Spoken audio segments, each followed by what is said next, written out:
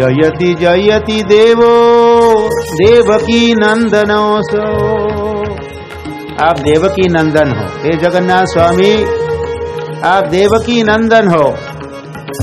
जयति जयति जय हो जयति जयति। वृष्णिवंश प्रदीपः, वृष्णि वंश के आप दीपक हो। वृष्णि वंश में भगवान प्रकट हुए। जयति जयति मेघ श्यामल कोमलंगो। और आपकी जय हो जगन्नाथ स्वामी। मेघ श्यामल, हम नारद मुनि से भी सुने थे, मेघ श्यामल। और कोमलंगो, आपका अंग कोमल है। जयति जयति देवो, जयति जयति पृथ्वी भार नाशो मुकुंद। आप मुकुंद हो, मतलब ही आप मुक्तिदाता हो। पृथ्वी भार नाशो, पृथ्वी का भार नाश किए, दुष्टों का नाश किया तो पृथ्वी का भार हल्का हुआ। वो भार हल्का करने वाले तो आप ही हो।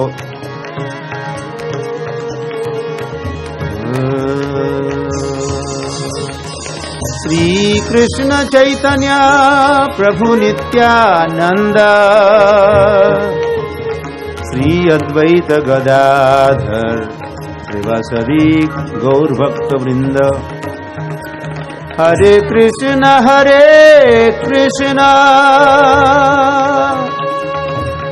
कृष्ण कृष्ण हरे हरे, हरे राम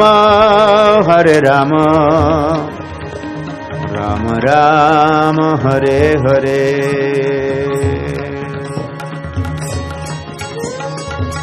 और फिर अंत में वही मंत्र जो नारद मुनि ध्रुव महाराज को दीक्षित भी किए, शिक्षा भी दिए। नारद मुनि ध्रुव महाराज को शिक्षा दिए और फिर दीक्षा भी दिए, मंत्र दिए। ध्रुव घाट मथुरा यमुना के तट पर तो जो मंत्र उनको दिए वो मंत्र, वही मंत्र ओम नमो भगवते वासुदेवाय। मणा कहिए ओम नमो भगवते वासुदेवाय।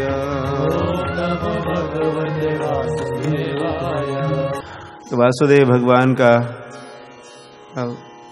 वासुदेव नाम होने के और भी कारण है। एक कारण वे वसुदेव के पुत्र है, इसीलिए भी भगवान का एक नाम है वासुदेव। वसुदेव के पुत्र वासुदेव। तो एक तो श्री कृष्ण वासुदेव, और कौन वासुदेव? और कोई वासुदेव है? आप में से कोई नहीं है। अभी तो खुलासा हो गया, स्पष्टीकरण हुआ। और कोई है? वसुदेव के पुत्र 6 पुत्र तो हुए, लेकिन उनका उस दुष्ट ने वध किया, और कंस ने, बदमाश कही का। इसीलिए तो भगवान ने क्या किया? उसका वध किया। वध करने वाले का वध, विनाशाय च दुष्कृताम। तो फिर भगवान के 7वें और 8वें पुत्र हुए। 7वें कौन थे? जय बलराम। सब भूल गए? क्या हुआ? तो वासुदेव, एक कृष्ण वासुदेव और दूसरे कौन? बलराम बलराम भी वासुदेव, वे भी वसुदेव के पुत्र। एक रोहिणी के गर्भ से जन्मे बलराम, वे थे देवकी के गर्भ में थे, उनको ट्रांसफर किया योग माया, देवकी के गर्भ से रोहिणी के गर्भ में ले गई, पहुंचाई। और उन दिनों में, ये तो अभी वो लीला नहीं कहनी है, या तो उन दिनों में रहती थी रोहिणी गोकुल में, तो वो सेफ लोकेशन था, सुरक्षित था। तो वहां जन्मे बलराम, 7वें पुत्र वसुदेव के, और 8वें है। जय श्री कृष्ण भगवान की। तो बलराम भी भगवान है। ओम नमो भगवते। हमारा नमस्कार वासुदेव को नमस्कार, जो भगवान है उस वासुदेव को नमस्कार। आप में से कोई वासुदेव है तो आपको भी नमस्कार, लेकिन भगवान एक भक्त के रूप में वासुदेव नमस्कार हो सकता है। वांछा कल्पतरुभ्यश्च कृपा सिंधुभ्येव च पतितानां पावनेभ्यो वैष्णवेभ्यो नमो नमः। विष्णु को भी नमस्कार, और विष्णु भक्तों को वैष्णव कहते हैं। वैष्णव जो विष्णु के भक्त है, मतलब विष्णु कहा तो समझना चाहिए सारे अवतारों की बात हो रही है। सभी अवतारों को नमस्कार, राम को भी नमस्कार, कृष्ण को भी नमस्कार, ऐसे भी। और वे सभी वैष्णव, विष्णु तत्व। वह विष्णु सर्वोपरि है। या वासुदेव सर्वमिति, या वासुदेव या विष्णु, वासुदेव सर्वमिति, वासुदेवी सब कुछ है, सर्वोपरि है। मत्तः परतरम न अन्यत् किंचिदस्ति धनंजय। मेरे समकक्ष और समोर्ध्व, सम मेरे सम और ऊर्ध्व ऊंचा कोई नहीं है। और ये बात सही है, भगवान ने भी कही है। तो ये सही और कही हुई बात को मानने वालों को कहते वैष्णव। वे वैष्णव है। जीव को कोई को पदवी को, मैं पदवी कहने जा रहा, कोई पदवी देनी है या कोई उपाधि देनी है तो वैष्णव कहा जा सकता है। वे अब भी वैष्णव है, और भगवत धाम लौटेंगे वहां भी कौन रहेंगे? वे वैष्णव ही रहेंगे। और उपाधियां तो मैं कई सारी उपाधियां संसार में होती है। कल हम कह रहे थे मैं हिंदू, तुम मुसलमान, ये ईसाई, ये उपाधियां भगवत धाम में नहीं है। आत्मा की उपाधि नहीं है। आत्मा को संबोधित, हे तुम हिंदू, हे आत्मा तुम मुसलमान, ये उपाधियां ये संसार की ही हो गई, डेजिग्नेशंस, परिचय। लेकिन आत्मा का परिचय वैष्णव होना, ये आत्मा का परिचय सही परिचय है। और तो यहाँ भी उनको वैष्णव कहा जा सकता, क्यों नहीं, कहा ही जा सकता है। और भगवत धाम में तो वे वैष्णव रहते ही है। वैष्णव तो विष्णु भी रहते हैं और वैष्णव भी रहते हैं। विष्णु लोक में, विष्णु लोक भी है, मतलब वैकुंठ लोक है, नाम अलग अलग है। या हरिधाम कहते कभी, हरि लोक, हरिधाम, विष्णु लोक या वैकुंठ लोक, और फिर हम लोग गोलोक भी कहते हैं। हरे कृष्ण वाले ये हमने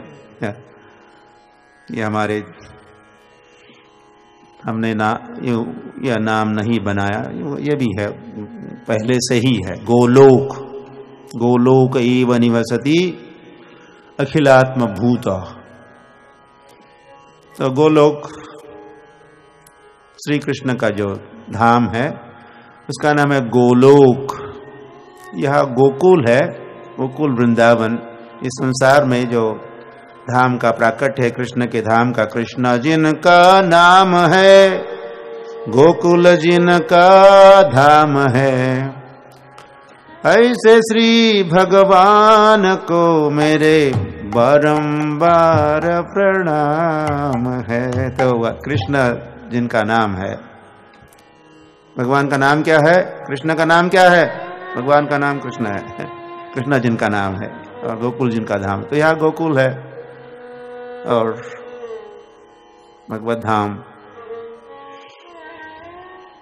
जिसका मायावादियों को पता नहीं है, अद्वैतवादियों को बिल्कुल पता नहीं है, अनाड़ी है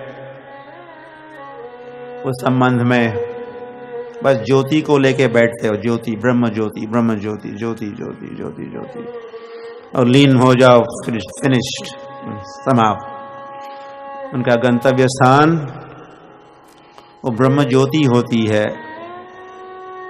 तो वैष्णवों का, भक्तों का गंतव्य स्थान भगवान का धाम होता है, भगवान का धाम, वैकुंठ, साकेत, गोलोक आदि। तो वहाँ भगवान रहते हैं। तो हम उस देश के वासी हैं, हम उस देश के वासी हैं। और वहां भी गंगा जमुना बहती है, वहां पर भी गंगा जमुना बहती है। वहां भी गिरिराज गोवर्धन है।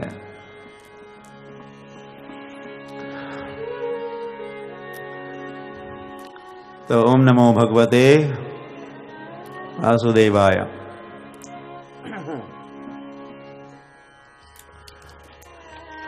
तो नारद मुनि ये मंत्र दिए, नारद मुनि मंत्र दिए।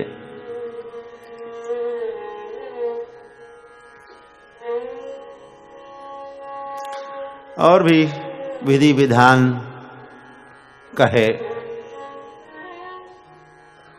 भगवत प्राप्ति के साधन, विधि विधान भी कहे, ध्यान की विधि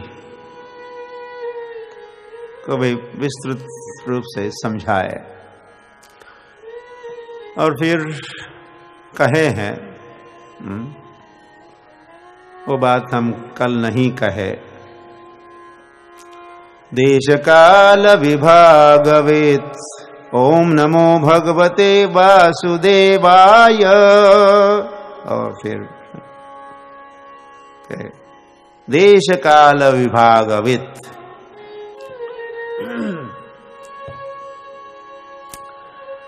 वो जो काल था जिस काल में नारद मुनि ने ध्रुव महाराज को मंत्र दिया, वो काल था सतयुग का काल था, सतयुग था। ये सतयुग का मंत्र है। अब भी हम कह सकते हैं, लेकिन एक विशेष, हर युग का एक विशेष मंत्र। तो सतयुग के लिए, सतयुग में ये मंत्र दिए नारद जी ध्रुव महाराज को। तो फिर कलयुग बीत गया, नॉट कलयुग, त्रेता युग बीत गया, द्वापर युग बीत गया, द्वापर का अंत आ गया। ओके, आ गया अंत। तो हर युग की शुरुआत होती है तो अंत तो होता ही है। तो अब एक नया युग प्रारंभ होने जा रहा था। कौन सा युग? कौन सा बच गया? कलयुग प्रारंभ होने जा रहा था। तो उस समय नारद जी, जो ब्रह्मा के पुत्र है और ब्रह्मा के शिष्य भी है, तो वे अपने पिताश्री और गुरुदेव नारद जी के ब्रह्मा के पास गए और पूछे। पहले जाने की बात, द्वापर अंते, शायद आप वहां शायद दिखाएंगे पर्दे पर, और हमारी टीम है, are you in action? Yes. द्वापर अंते नारदो ब्रह्मांडम जगाम। तो कलि संतरण उपनिषद में ये प्रसंग आता है। नारद जी जाते ब्रह्मा के पास और पूछे, कथम, अब क्या होगा, अब क्या होगा? भगवन, हे ब्रह्मा जी, उनको भगवन करके संबोधित किया है। गाम पर्यटन, गाम मतलब पृथ्वी पर मैं भ्रमण करते हुए प्रचार करता हूं। तो अब ये अभी आने वाला जो युग है, कलयुग, इसमें कौन सी विधि का प्रचार होना चाहिए, किस विधि को अपनाना चाहिए कलयुग के जीवों को, ताकि उनका उद्धार हो। सहुवाच ब्रह्मा ने कहे, ब्रह्मा जी कहे, साधु पृष्ठोस्मि। और बहुत बढ़िया प्रश्न है, गुड क्वेश्चन। सर्वश्रुति रहस्यम गोप्यम तत्शृणु येन कलि संसारम तरिष्यसि। तो मैं इस कलयुग में तरने का, बेड़ा पार करने का, मुक्त होके भगवत धाम लौटने का की विधि को मैं कहूंगा। तत्शृणु, उसको ध्यान पूर्वक सुनो। गोप्यम, ये गोपनीय बात है और कोई मन गढ़ंत बात नहीं है। सर्वश्रुति रहस्यम, सभी श्रुतियों में इस रहस्य का उद्घाटन किया हुआ है, उसी को मैं सुनाता हूं, सुनो। नारदः, नारद उसके पहले तो वे कहे, ब्रह्मा जी कहे, भगवत आदि पुरुषस्य नारायणस्य नामोच्चारण मात्रेन निर्धुत कलिर्भवति इति। क्या कहे ब्रह्मा जी हमारी भाषा में? वे अपनी देव भाषा है, ये देव भाषा है, देवता यही भाषा बोलते हैं। संस्कृत परिष्कृत भाषा है, सभी भाषाओं की जननी भी है। एक समय सभी बोलते थे। अर्जुन क्षत्रिय गृहस्थ थे, वे भी भगवान से इसी भाषा में संवाद उनका हुआ। तो और आज भी कई गांव के गांव, पूरे गांव मिलेंगे जिन गांवों में हर व्यक्ति संस्कृत भाषा बोलता है। इसी पृथ्वी पर, इसी भारतवर्ष में ऐसे कई गांव मिलेंगे। तो हुआ, तो ब्रह्मा जी कहे, और नारायण का नाम, आदि पुरुष नारायण का नाम उच्चारण मात्रेन कली कल्मश से व्यक्ति मुक्त हो सकता है। हाँ, बात तो उन्होंने कही, हाँ नारायण का नाम, नारायण का नाम। तो नारद मुनि ठीक है, प्रसन्न भी है इस उत्तर से, लेकिन थोड़ा अधिक जानना चाहते हैं। प्रपच्च तन्नाम किम, कोई विशेष नाम है?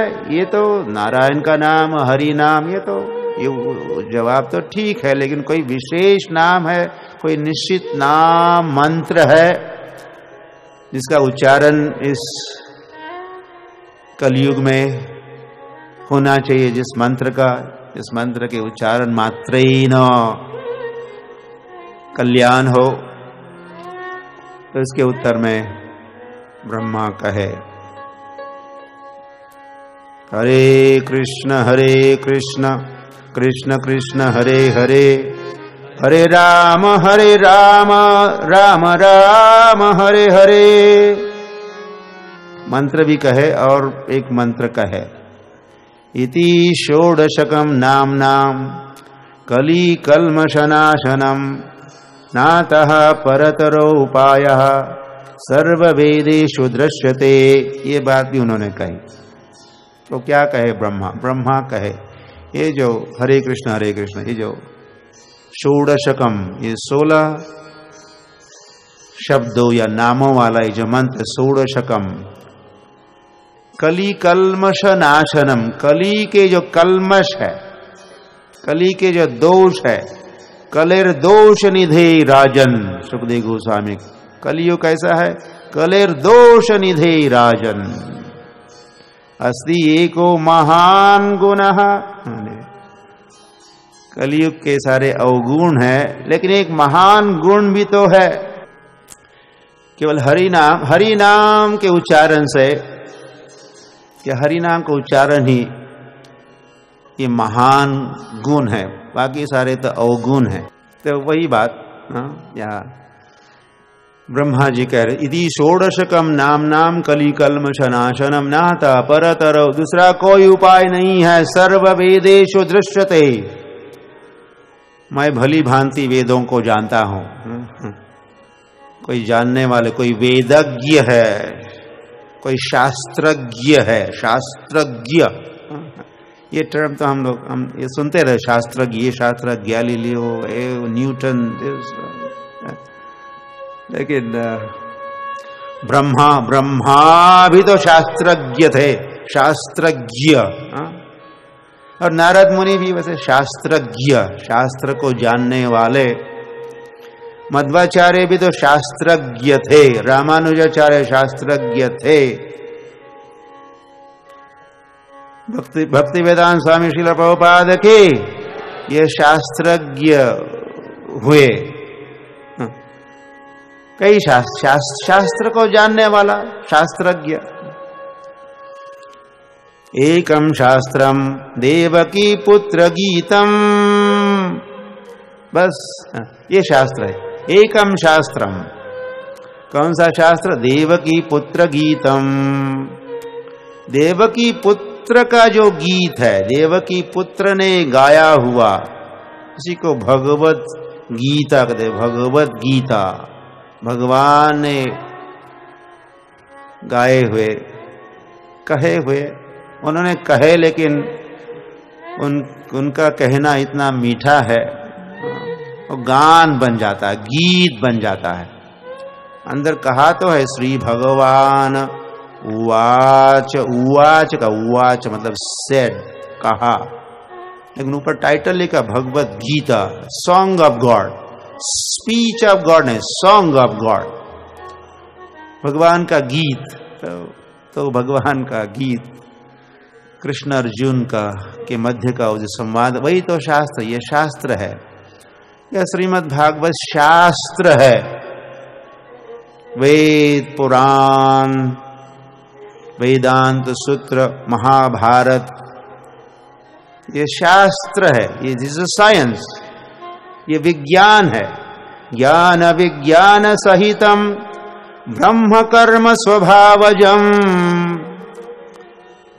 जो ज्ञान और विज्ञान के ज्ञाता है उन्हीं को तो ब्राह्मण कहा जाता भी था और आज भी कहा जाना चाहिए, जो ज्ञान और विज्ञान को जानते हैं, विज्ञान, साइंस। साइंस किसका है? साइंस आत्मा का शास्त्र, या साइंस ऑफ गॉड रियलाइजेशन कहो, भगवत तत्व का विज्ञान। ये विज्ञान, ये मूल विज्ञान तो यही है, मूल शास्त्र तो यही है।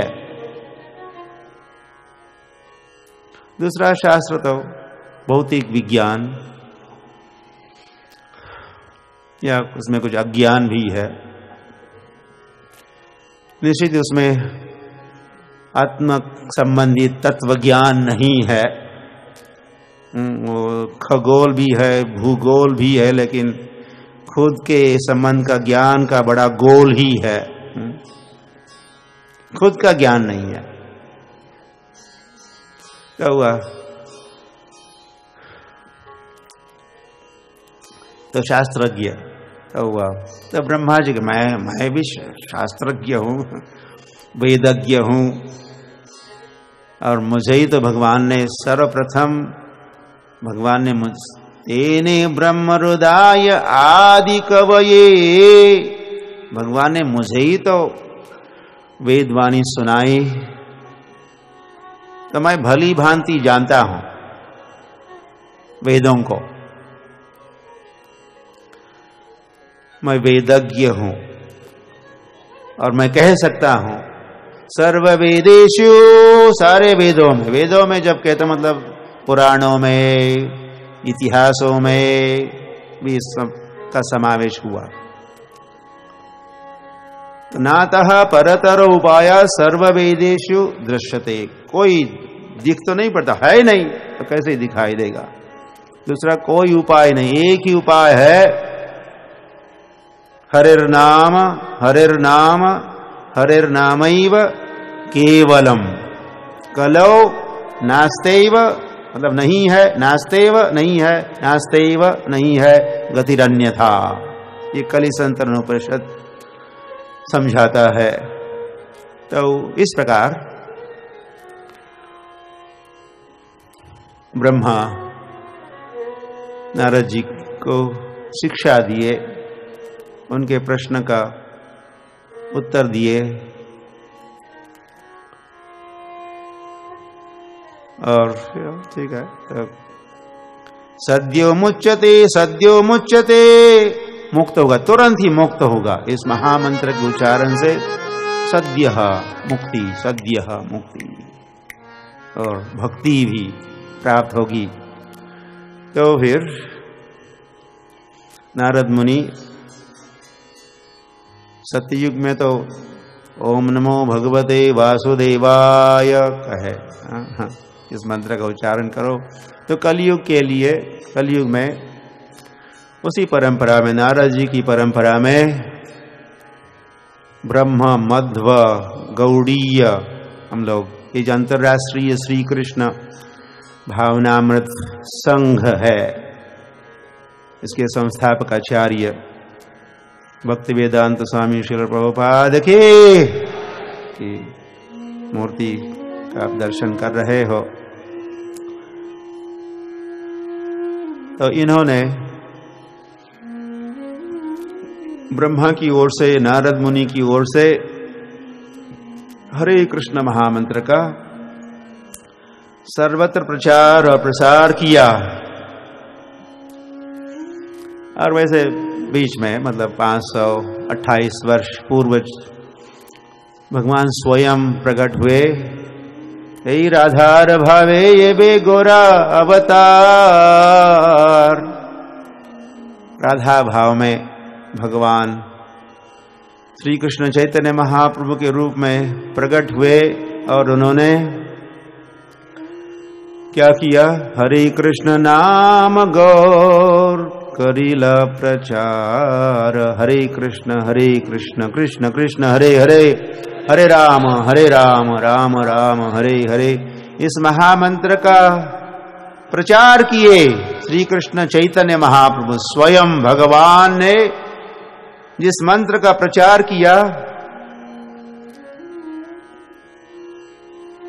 वो मंत्र वही हरे कृष्ण महामंत्र, हरे कृष्ण महामंत्र।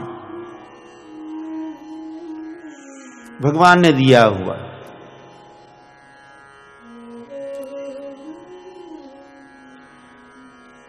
और स्वयं भगवान श्री कृष्ण चैतन्य महाप्रभु केवल हरे कृष्ण गौर करीला प्रचार ही नहीं किए, उसके पहले आचरण किए। भगवान स्वयं कीर्तन किए और स्वयं नृत्य करते रहे। कीर्तनीय सदा हरि। श्री कृष्ण चैतन्य महाप्रभु की मुख्य लीला कीर्तन। सुंदर लाला सचीर दुलाला नाचत श्री हरि कीर्तन में। सुंदर लाल वे श्याम सुंदर बन गए सुंदर लाल। या सुंदर लाल मतलब गौर सुंदर। श्याम सुंदर बन गए कौन? गौर सुंदर बन गए। और उन्होंने सर्वत्र पात्र अपात्र नाही विचार, स्थान अस्थान नाही विचार, सर्वत्र प्रचार चैतन्य महाप्रभु किए। और वे श्री कृष्ण चैतन्य महाप्रभु ने ही भविष्यवाणी भी की। इस कलयुग में मेरे नाम का प्रचार पृथ्वी ते अच्छे जत नगर अधिग्राम, सर्वत्र प्रचार होइवे मोर नाम। क्या कहें भगवान श्री कृष्ण चैतन्य महाप्रभु? पृथ्वी ते अच्छे जत, बंगला भाषा में कहे, पृथ्वी पर जितने नगर ग्राम है उन सारे नगरों में ग्रामों में मेरे नाम का प्रचार होगा। करीब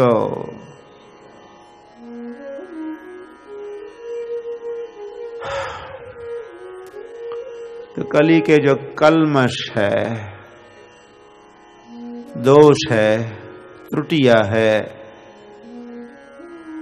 अधर्म का जो प्रचार सर्वत्र है, अधर्म का प्रचार अब शायद एक दो बार तो उल्लेख हुआ ही। अधर्म क्या है, अधर्म क्या है? ब्रह्मा के पीठ से उत्पन्न अधर्म। यत्र अधर्मा चतुर्विधा, तो द्यूतम पानम सुना स्त्रियः, द्यूतम गैम्बलिंग, द्यूतम जुगार, पानम मद्यपान इत्यादि इत्यादि।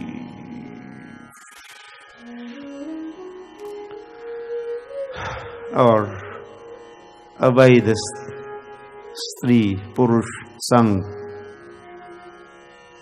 तीसरा अधर्म, पाप कर्म। और मांस भक्षण।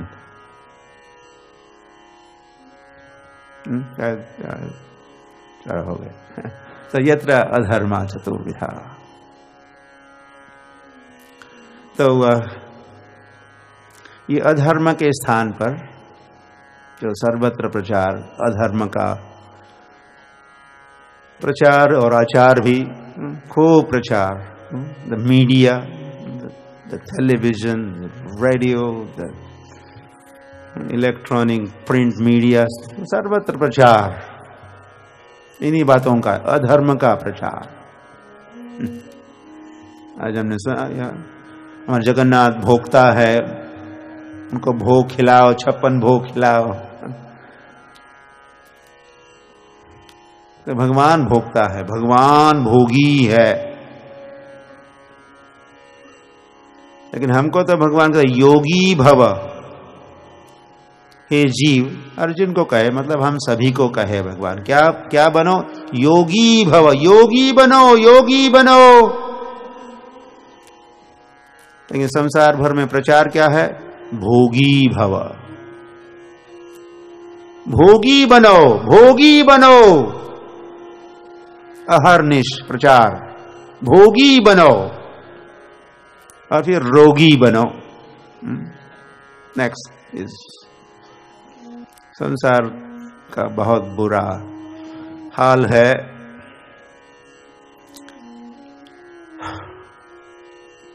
और भी एक वर्ष बीत रहा है तो कुछ रिव्यू का समय भी होता है, कुछ कमेंट चलते रहते, इस साल में ये हुआ, इस साल ये अच्छे दिन आएंगे, अच्छे दिन आने वाले हैं। एक आम पार्टी भी बन गई है, हमारी पार्टी है वैसे, आम आत्मा पार्टी, हरे कृष्ण भक्तों की पार्टी। हम भी एक पक्ष के है, उस पक्ष का नाम है आम आत्मा पक्ष।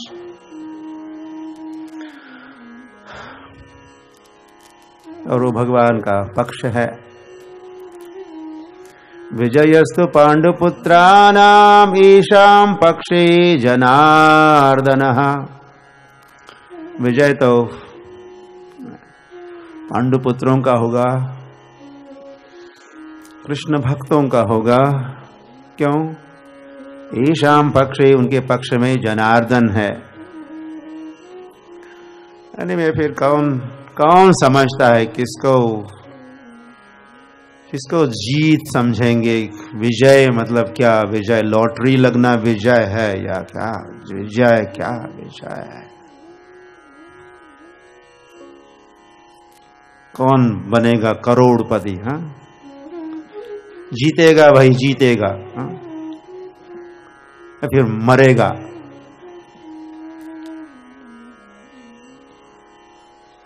मृत्यु सर्वहरश्च अहम, मृत्यु सर्वहरश्च अहम, क्या जीत लिया? ये कमाया, वो कमाया, वो कमाया, और फिर मृत्यु छीन लेता है और लात मार के बाहर, गेट आउट, क्या कमाया?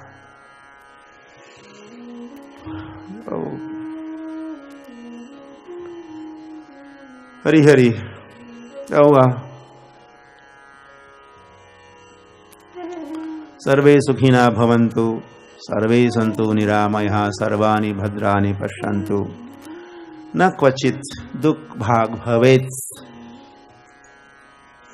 ये प्रार्थना भी है। तो क्या करे ताकि सर्वे सुखिना भवन्तु। चांड हरे कृष्ण, हमारे प्रभुपाद का चांड हरे कृष्ण एंड बी हैप्पी। क्या करो? भगवान का नाम लो और सुखी हो जाओ। चांड हरे कृष्ण एंड बी हैप्पी। या भगवत कथा सुनो और बी हैप्पी। हैप्पी किसको करना यही पता नहीं हमको। हैप्पी तो हमारे आत्मा को हैप्पी करना है, आत्मा को सुखी करना है, न इंद्रियों को नहीं, मन को नहीं, शरीर को नहीं। वो कभी सुखी होने वाले ही नहीं है। और वैसे हम है नहीं, शरीर हम है नहीं, तो हमें क्या चिंता? क्यों होनी चाहिए चिंता उसको सुखी करने की? हम तो आत्मा है, तो आत्मा को कैसे सुखी किया जा सकता है? यही विचार, सर्वप्रथम विचार होना चाहिए। तो क्या कहा भगवान की ओर से हम कह रहे हैं? श्री कृष्ण चैतन्य महाप्रभु, साक्षात श्री कृष्ण चैतन्य महाप्रभु प्रकट हुए और उन्होंने निश्चित ही वे हम सभी जीवों को सुखी बनाना चाहते हैं, तो उन्होंने दी हुई ये विधि है। प्रसादाभिमुखी भगवान सदैव अपना कृपा प्रसाद देना चाहते हैं। कल भी हमने नारद जी से ये बात सुनी और फिर हम कह भी रहे थे कि भगवान कैसे हम सभी को कृपा प्रसाद देने के लिए सदैव तत्पर है और कई सारी कृपा प्रसाद देने की व्यवस्था ये भागवत कथा उसी के अंतर्गत भगवान का ही कृपा प्रसाद हम सभी पर अनुग्रह भगवान का ही है, इसलिए हम सबको यहाँ ले आए हैं या बिठाए हैं। इस वक्त हम और भी कई हो सकते थे, कई हजारों स्थान हैं जहां हम इस समय हो सकते थे, लेकिन अब हम और कहीं नहीं है, हम भगवान के साथ है। जगन्नाथ स्वामी के भगवान के कथा के साथ है, मतलब भगवान के साथ ही है, भगवान की ओर जा रहे हैं हम। कथा का श्रवण करते करते करते, भगवान के नामों का उच्चारण करते करते करते हम लोग महाजनो एन गतः सपंथः, नारद मुनि ने दिखाया हुआ ये मार्ग पर हम चलेंगे तो वह महाजन जहां पहुंचे हम भी वहां पहुंच जाएंगे, अपने देश लौटेंगे। नारद मुनि ध्रुव महाराज को उपदेश सुनाने को प्रांत, अब सब शांत हो गया।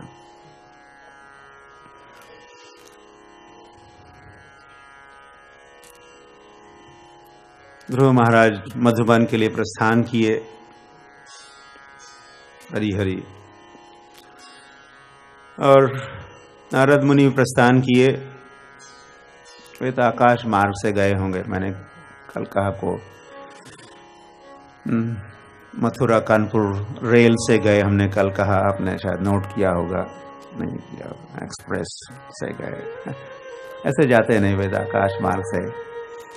हरे कृष्ण कृष्ण कृष्ण कहते हुए या नारायण नारायण नारायण कहते हुए आगे बढ़े और बिठूर वे पहुंचे, राजा से मिले और राजा को जो हताश उदास था खुशखबरी दी। हाँ, तुम्हारा पुत्र तो देवगुप्तम विशांपते, हे राजा तुम्हारा पुत्र तो, उसकी रक्षा तो भगवान कर रहे हैं, उसकी चिंता तुम नहीं करना।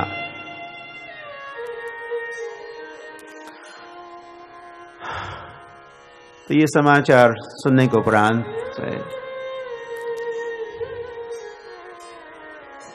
उत्तानपाद राजा के जीवन में कुछ परिवर्तन हुआ।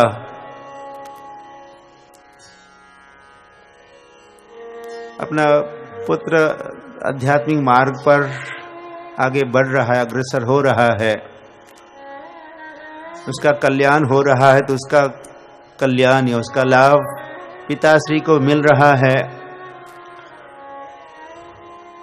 अपने जीवन में वे कुछ वैराग्य का अनुभव कर रहे हैं, कुछ अनासक्ति के भाव उनके मन में उदित हो रहे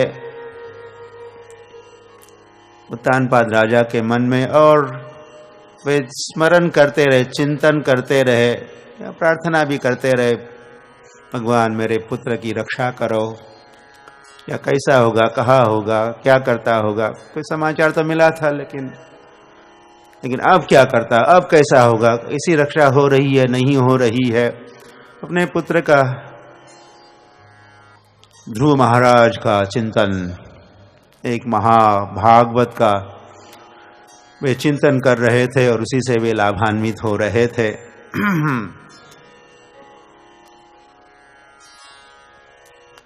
तो यह नारद ध्रुव महाराज जो मधुबन में अब पहुंचे हैं, तो ध्रुव महाराज हर 3 दिन के बाद एक भोजन करते थे, एक समय भोजन। त्रिरात्रांते 3 दिन के उपरांत कपित्थ बदराशनः। कपित्थ और बदर, बदर तो कुछ बेर खाते थे, और कपित्थ एक हिंदी में उसको कैत्थ, कैत्थ प्रभुपाद तात्पर्य में लिखे हैं, कैत्थ नाम का एक फल जिसको अधिकतर वानर खाते रहते हैं। मनुष्य उसमें रुचि नहीं लेते उसको खाने में। तो ऐसा कैत्थ और कुछ बेर हर 3 दिन के उपरांत ध्रुव महाराज ग्रहण कर रहे थे। इस प्रकार उनका 1 मास ऐसे भोजन करते हुए बीत गया। साथ में ओम नमो भगवते वासुदेवाय, ओम नमो भगवते वासुदेवाय, ओम नमो भगवते वासुदेवाय, ओम नमो भगवते वासुदेवाय नामोच्चारण भी हो रहा है। और उसी के साथ जो सारा जो ध्यान की विधि कही है, भगवान का स्मरण, वो चतुर्भुजम और वनमालिन किरीटिनम का ध्यान भी बढ़ा रहे हैं। यम नियम आसन प्राणायाम प्रत्याहार, आहार प्रत्याहार, इस स्तर तक भी वे पहुंचे हैं। यम नियम का पालन चल रहा है, आसन और प्राणायाम और प्रत्याहार। और केवल आहार मतलब खाने का ही नहीं, जिह्वा का ही आहार नहीं, और इंद्रियों के आहार पर भी संयम नियंत्रण रखते हुए शब्द स्पर्श रूप रस गंध का आहार जो इंद्रिय करते रहते हैं इस संसार में, प्रत्याहार, तो उनका आहार नहीं, संसार के शब्द स्पर्श रूप रस गंध नहीं, आध्यात्मिक शब्द, आध्यात्मिक स्पर्श, आध्यात्मिक स्पर्श रूप रस गंध, भगवान के संबंधित ये सब भगवान के संबंधित शब्द है, भगवान का स्पर्श है, भगवान सुगंधित है। और या भगवान को जब धूप इत्यादि अर्पित करते हैं, तुलसी भी अर्पित करते हैं, तो उसका गंध, अर्पित की हुई तुलसी और धूप का गंध को सूंघना भी, हाँ, ये आहार ठीक है, ये उचित आहार है। संसार के जो इंद्रियों के विषय है वो आहार है, उनको बाहर करते हुए, और भगवान के संबंधित जो विषय है, आहार है, दिव्य आहार है, हर इंद्रिय का, उसका आस्वादन, उसको ग्रहण करते हुए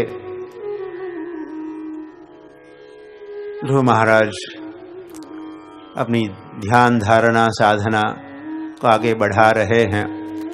तो दूसरा महीना प्रारंभ जब होता है तो देखते क्या करते हैं, अब क्या खाएंगे, कब खाएंगे। षष्ठे 6 दिन के उपरांत वे भोजन करने वाले हैं।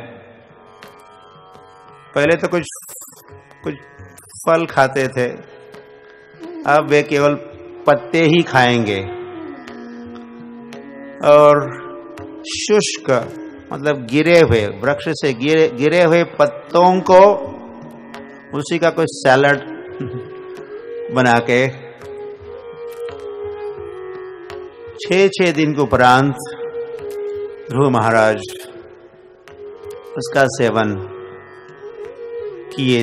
दूसरे महीने में 6 दिन में एक बार, मतलब महीने में कितने बार भोजन किए, कितने, 5 बार, हम एक दिन में ही 5 बार भोजन करते हैं।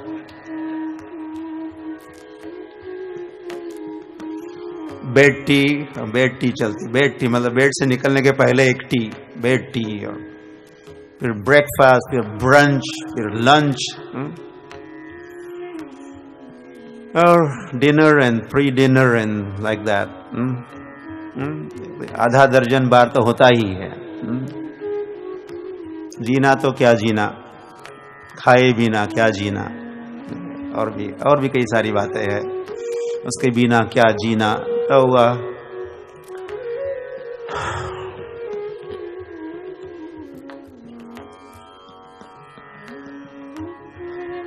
गुरु महाराज, ये तपस्या संसार के विषयों का आहार से ही तो मनः षष्ठानि इंद्रियानि, जो छठवा इंद्रिय है मन, दूषित होता है, कलुषित होता है, उसमें कई सारी वासना उत्पन्न होती है,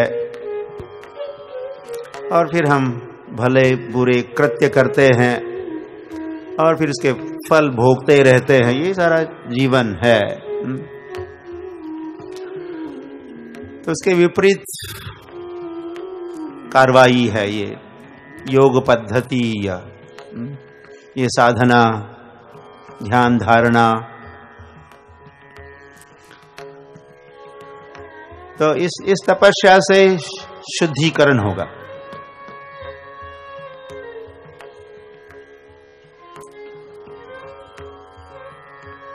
चेतो दर्पण, अपने चेतना का मार्जन होगा। हमारा जो स्मृति पटल है, स्मृति पटल की धूल हम हटाएंगे, फिर भगवान का दर्शन के लिए हम रेडी हो सकते हैं। भगवान का दर्शन।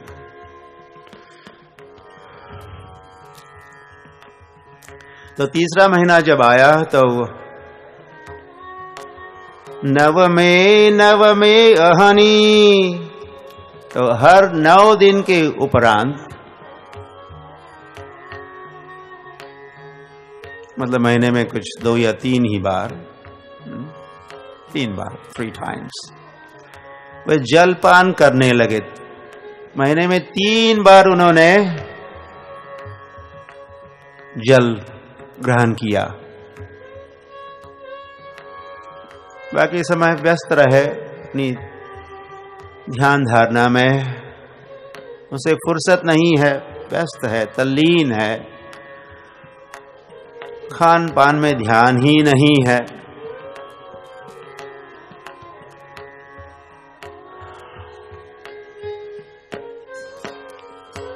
अब चौथा महीना आया तो द्वादशे चतुर्थम अपि वै मासम, चौथे मास में हर 12 दिन के उपरांत अब फल भी छोड़ दिया था, पत्ते खाना भी बंद हुआ, जलपान भी बंद हुआ। अब केवल सांस लेंगे, प्राण वायु। महीने में 2-3 बार ही उन्होंने हवा को ग्रहण किया, हवा का पान किया। हवा में भी कुछ तत्व है जो अन्नाध्वमन्ति भूतानि, वो भी एक प्रकार का अन्न,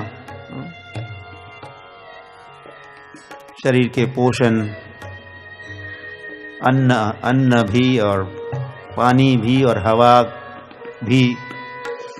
तो वह अब हवा पर ही चौथे महीने में, चौथा महीना इस प्रकार बीता। वायु भक्षो जितश्वासो, वायु का भक्षण करके और जितश्वास, प्राणायाम, श्वास सांस उच्छ्वास पर नियंत्रण,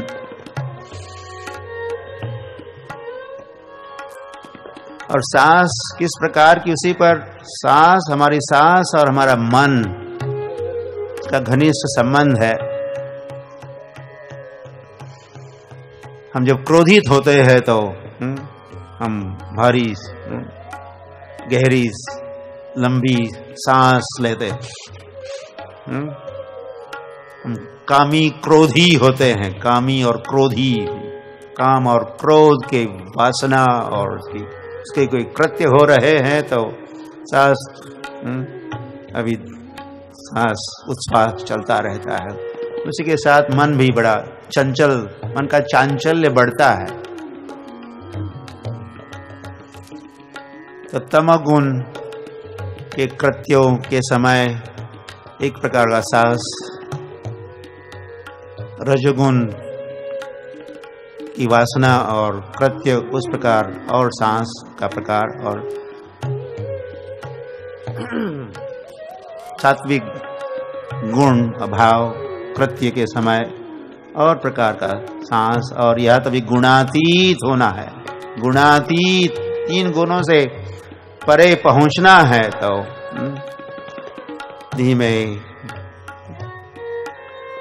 और हमारे सांस वैसे निश्चित सांस, जब हम जन्म लेते हैं तो हम इतने मिलियन या ट्रिलियन टाइम्स या इतने करोड़ों खर्व निखर्व या पद्म इसकी संख्या, इतने बार हम सांस लेंगे फिर फुल स्टॉप होगा। Full stop.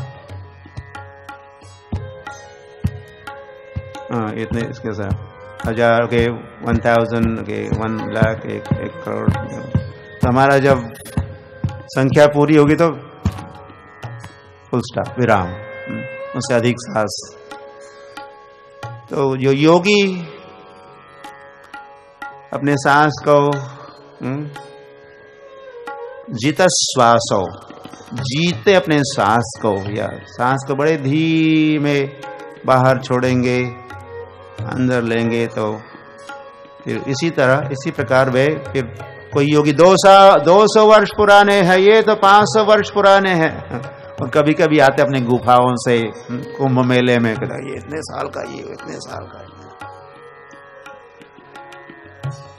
तो बड़े सावधान रहते हैं। और जितश्वासो ध्याये देवम अधारयत, और भगवान की आराधना ध्यान कर रहे हैं। और ये बात भी हमको समझनी होगी। जैसे हरे कृष्ण महामंत्र कलयुग के लिए मंत्र है और युगों के और मंत्र है, तो सत्ययुग उसी प्रकार सत्ययुग की भगवत प्राप्ति की विधि है ध्यान। कृते ध्यायतो विष्णुम,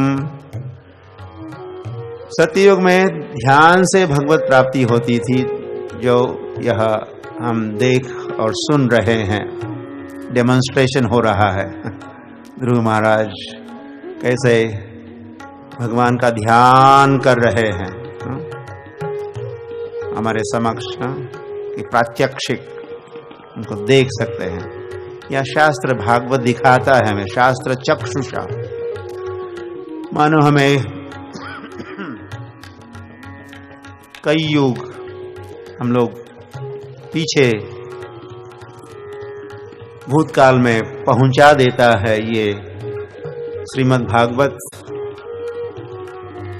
और दर्शन करा, देखो देखो देखो देखो, नारद जी को देखो या ध्रुव महाराज के देखो, ये संवाद को सुनो। देखो ध्रुव महाराज मधुवन में पहुंचे, देखो पहले महीने में उन्होंने क्या किया, देखो दूसरे महीने में उन्होंने क्या किया, क्या खा रहे, क्या पी रहे हैं। अब तो ये सब हमको दिखाया जा रहा है।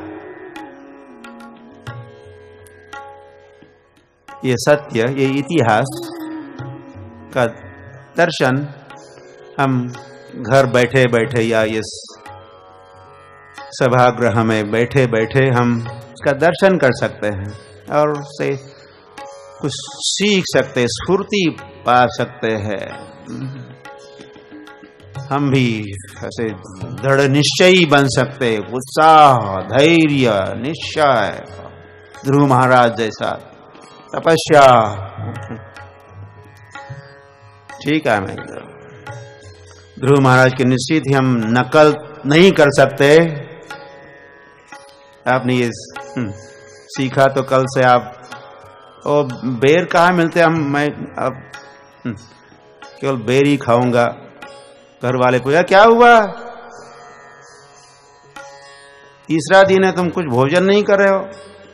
नहीं, आज दोपहर को थोड़ा बेर खाऊंगा। कहाँ से सीखा? कथा में सीख के आया हम। सब कुछ कह सकता है। तो ये हमसे संभव नहीं है, हम लोग नकल नहीं कर सकते।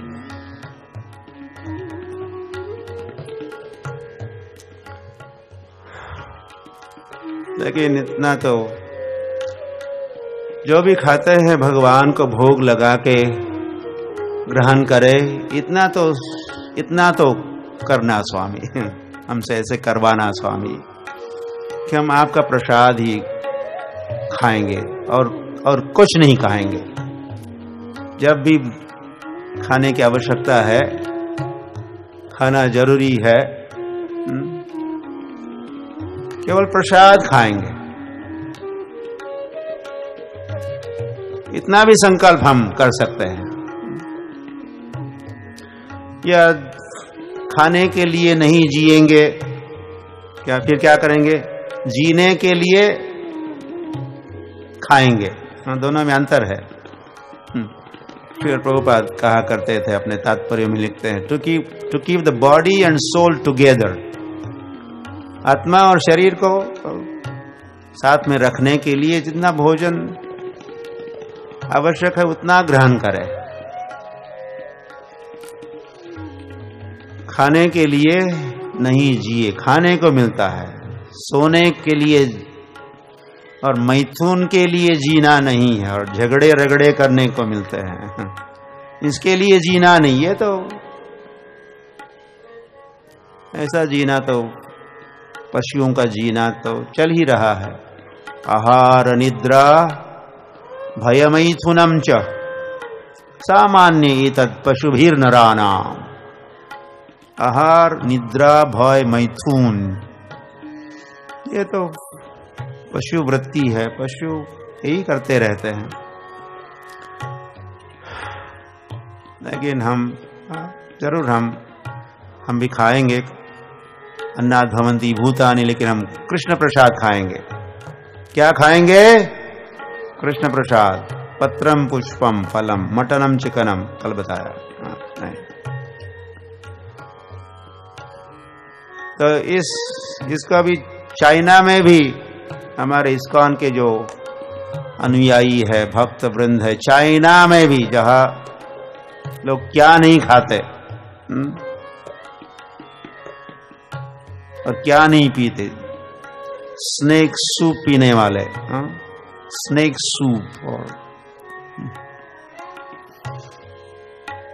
एंड ब्रेड्स, कई प्रकार के ब्रेड्स वे खाते हैं, कई प्रकार के, लेकिन कई प्रकार के मतलब अलग अलग किस्म के चींटी वाले।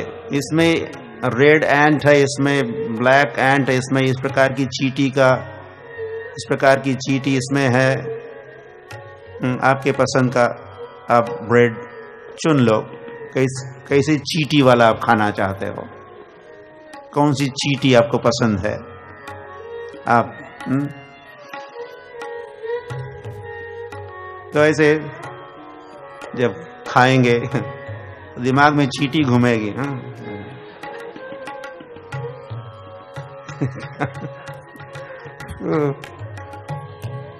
कैसे मनुष्य, ये हम लोग मनुष्य भी नहीं है, ये तो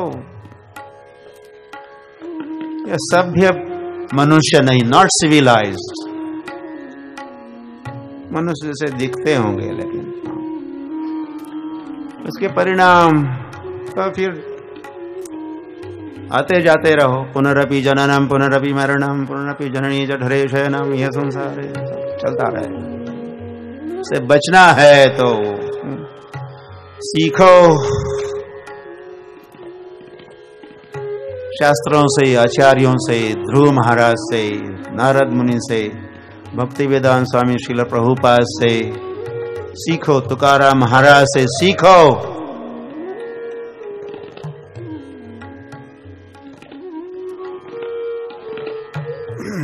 क्या हुआ? तो अब 5वें महीने में अब हवा ही चितश्वास। अब जब 6वां महीना आ गया तो ध्रुव महाराज ने सांस लेना भी बंद कर दिए।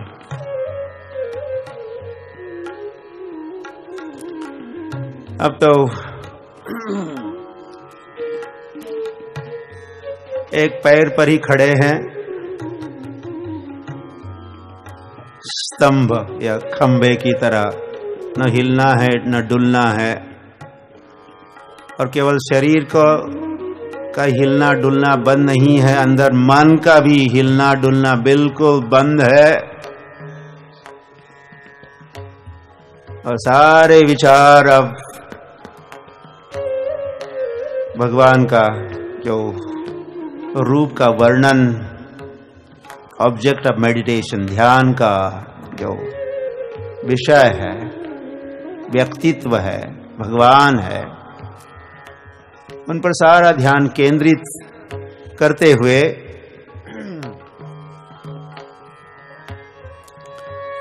जब वे 6वें महीने में ध्यान करने लगे ध्रुव महाराज,